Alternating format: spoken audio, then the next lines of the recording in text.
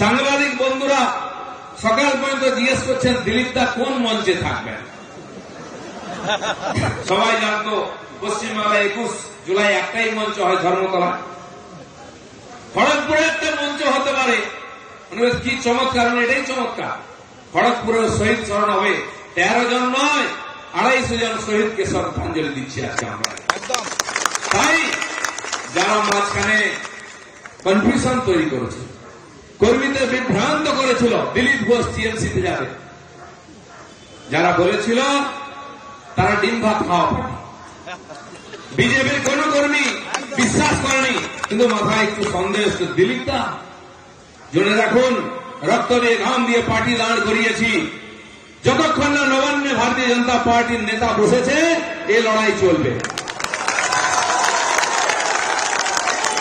10 বছর আগে বিজেপিতে দিলীপ ঘোষ জয়েন করেছিল, সেদিন একজন সাধারণ কর্মী ছিল, সেদিনও পোস্টার মেরেছে, সেদিন ঝান্ডা মেরেছে।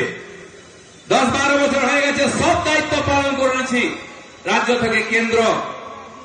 আজকেও আমি একজন কর্মী আছি, তাই সকাল থেকে আমার কর্মীদের সঙ্গে আমি রাস্তায় ঝান্ডা বেঁধেছি, আপনারা দেখেছেন। আর দিলীপ ঘোষ ক্ষমতায় যতদিন না বিজেপি আসছে লড়াই করবে কর্মী হিসাবে, ক্ষমতায় বিজেপি বসলেও কর্মী হিসাবে লড়াই করবে, এই বাংলাকে সোনার বাংলা বানাবে। তাই বন্ধুগণ, কিছু ইউটিউবার, কিছু রিপোর্টার, কিছু বুদ্ধিজীবী ইদানিং খুব হিতৈষী হয়ে গেছেন, আপনজন হয়ে গেছে। বিজেপি আমাদের চেয়েও বেশি ভালোবাসে, বিজেপি নিজের মা বাপের চেয়েও বেশি ভালোবাসে, আর সকাল সন্ধ্যা আমাদেরকে বিভ্রান্ত করে, এ চলে যাচ্ছে ও চলে যাচ্ছে। কিছু কিছু বেজম্মা আছে, তারা বলে টিএমসি কি করা উচিত, আরএসএস এর কি করা উচিত, দিলীপ ঘোষের কোথায় যাওয়া উচিত, তাকে কি টাইট করা উচিত। আরে বেজম্মার দল, বিজেপি চিনতে তোদের আরো কয়েক পুরুষ লাগবে।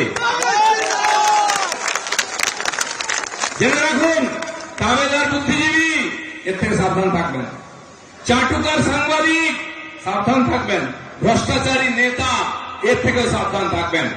বিজেপি যারা বসে আছে কারো নামে কোনো কমপ্লেন করতে পারবে না কেউ।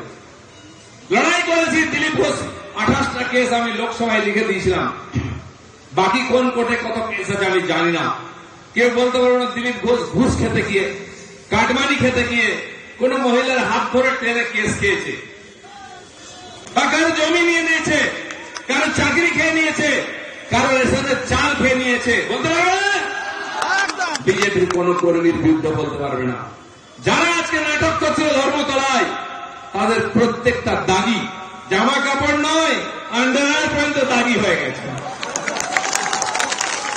দিদিমণির খালি কাপড়টা সাদা, বাকি পুরো শরীর কালো হয়ে গেছে। হ্যাঁ, রেনকোট পরে স্নান করেন তো জল লাগে না। কেষ্ট বিষ্ণু বিষ্ণু সব গেল, সবাইকে পাকে ফেলে দিয়েছেন উনি ধাক্কা মেরে। নিজে কিন্তু ঠিক আছেন আমি বলছি না। তার ছোট্ট ভাই কুণাল ঘোষ, যার আমার প্রতি খুব ভালোবাসে, আজকেও কষ্ট পেয়েছেন, দিলীপ ঘোষকে অত্যাচার করা হয়েছে, এই করা হয়েছে, এই ছিলেন ওই ছিলেন।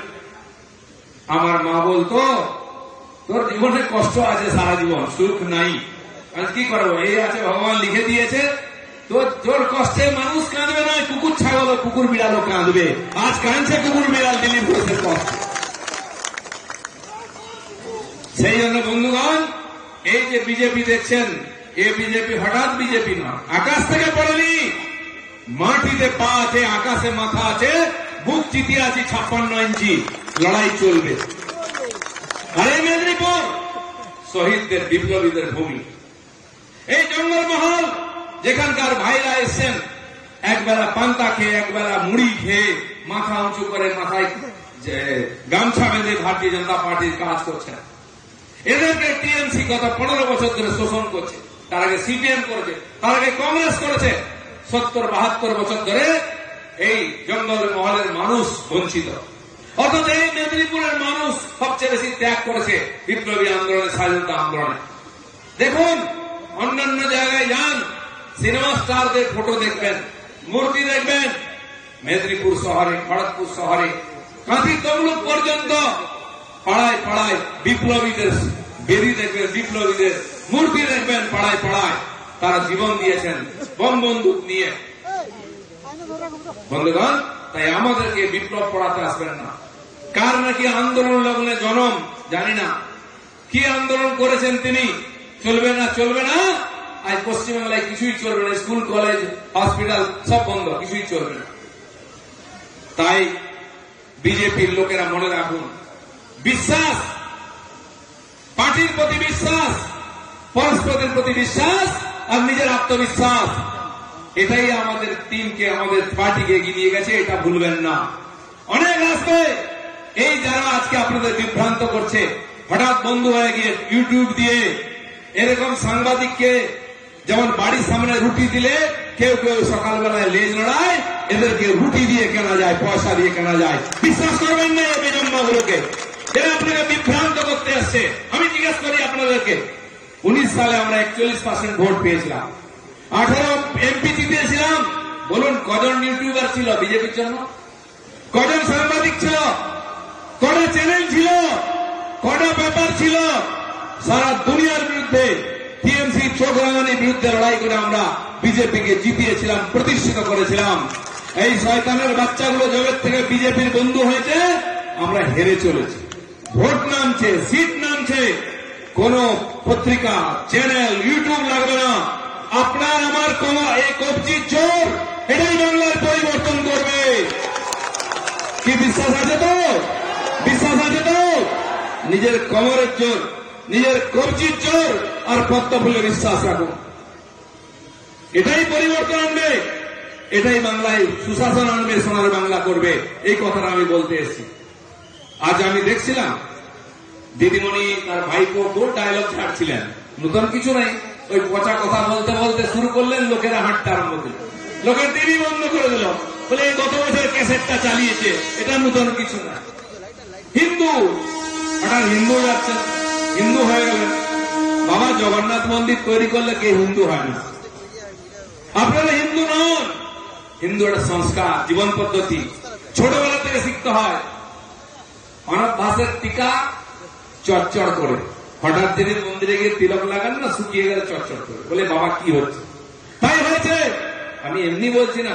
জগন্নাথ মহাপ্রভুর দেখুন, এই যে জগন্নাথ, তার হাত নাই, তার পা নাই, তিনি কোথাও যান না, হাত তুলে আশীর্বাদও করতে পারেন না। কি আছে?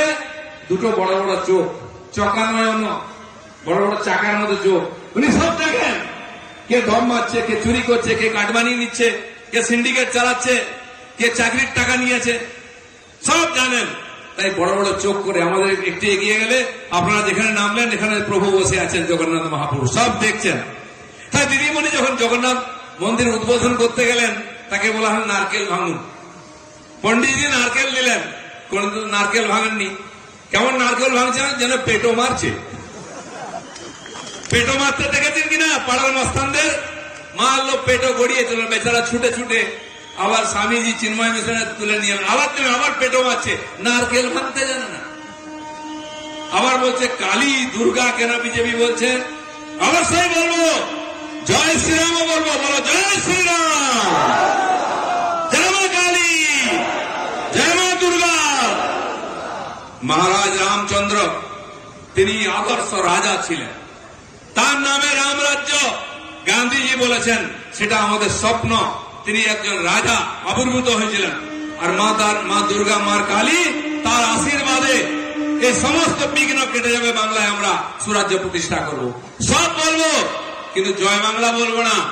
বাংলাদেশ থেকে স্লোগান নিয়ে আসবেন, বাংলাদেশ থেকে ভোটার, অনুপ্রবেশকারী রোহিঙ্গা মুসলমান নিয়ে আসবেন। দরকার হলে আপনার কথায় যদি লোক না আসে, হিরো হিরোইন নিয়ে এসে প্রচার করবেন, দিয়ে এখানে সোনার বাংলা করবেন। পশ্চিম বাংলাদেশ মানবার চক্রান্ত চলছে, তার বিরুদ্ধে আমরা লড়াই করছি। এ লড়াই শুরু হয়েছে, 250 জন প্রাণ দিয়েছে। বন্ধুগণ, তাই আজকে দিদিমণি একটা গল্প দিচ্ছেন। আগে বাঙালির কথাটা বলি। বাঙালি, আচ্ছা, বাংলা ভাষার জন্য মমতা ব্যানার্জি কি করেছেন? কিছু দামেদারকে পুরস্কার দিয়েছেন, যারা অন্যের লেখা জাল করে লিখেছে, পুরস্কার পেয়েছে, তার দামেদারি করে তার নামে গল্প লিখেছে। বাংলা ভাষাকে সম্মান দিয়েছেন নরেন্দ্র মোদী, তাকে ধ্রুপদী ভাষার প্রতিষ্ঠা দিয়েছেন, স্বীকৃতি দিয়েছেন। ভারতের কয়েকটি ভাষা মাত্র আছে, তার মধ্যে বাংলা ভাষা। আপনি কেন্দ্রের মন্ত্রী ছিলেন, কেন করেননি? 14 বছর ছিলেন, কেন করেননি? ঘুমুচ্ছিলেন, এখনো বাঙালি দেখাচ্ছেন? দেখাবেন না। যে আরজি করার মেয়েটি গণধর্ষণ করে হত্যা করা হলো, সে বাঙালি ছিল না? কসবা ল কলেজে যে মেয়েটিকে ধর্ষণ করা হলো, সে বাঙালি ছিল না? জোকা ম্যানেজমেন্ট কলেজে যে মেয়েটির ধর্ষণ হয়েছে, সে বাঙালি ছিল না? বাগচুইতে 10 জন মহিলাকে পুড়িয়ে মারা হলো, সে ছিল না বাঙালি? তারা কে বাঙালি? কোথা থেকে বাঙালি দেখাচ্ছেন আপনি?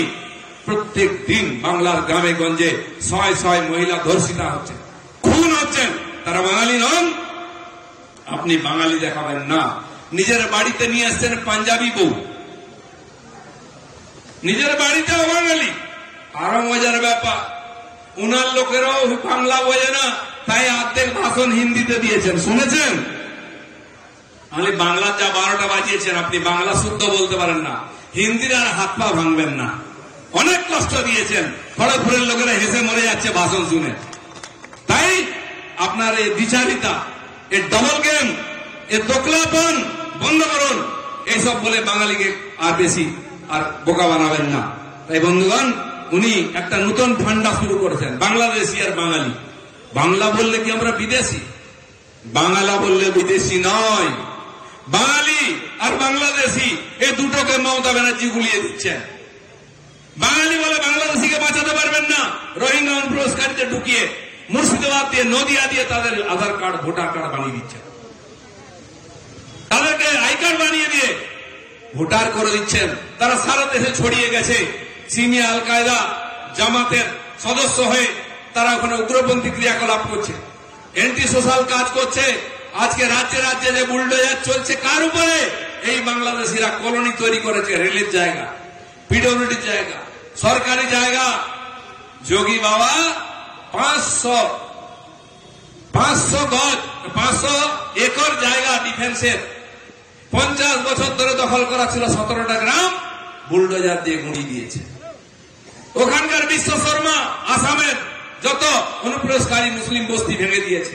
মধ্যপ্রদেশ, দিল্লিতে শুরু হয়েছে, ফাঁকা করো। তারা স্বীকার করছে, হ্যাঁ আমরা ইসলাম চাকরি করতে 10 বছর আগে আর থাকবো না, বাংলাদেশে যাবো। কে ডেকেছিল তোদেরকে? বুলডোজার যাবে উপর দিক দিয়ে। তাই এখন পালাতে হলে বাঁচে। মমতা ব্যানার্জি বাঙালির জন্য করছেন না, বাংলাদেশিদের জন্য করছেন।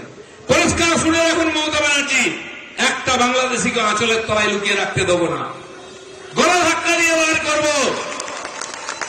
এবং যে টিএমসির নেতা, মন্ত্রী, মুখ্যমন্ত্রী, চামচা বেলচা যেই হোক, যদি বাংলাদেশিদের বাঁচাবার চেষ্টা করে, বাংলাদেশির বাড়িতেও বুলডোজার চলবে, ওই নেতার বাড়িতেও বুলডোজার চলবে, দুটোকে বান্ডিল করে বাংলাদেশে পাঠানো হবে।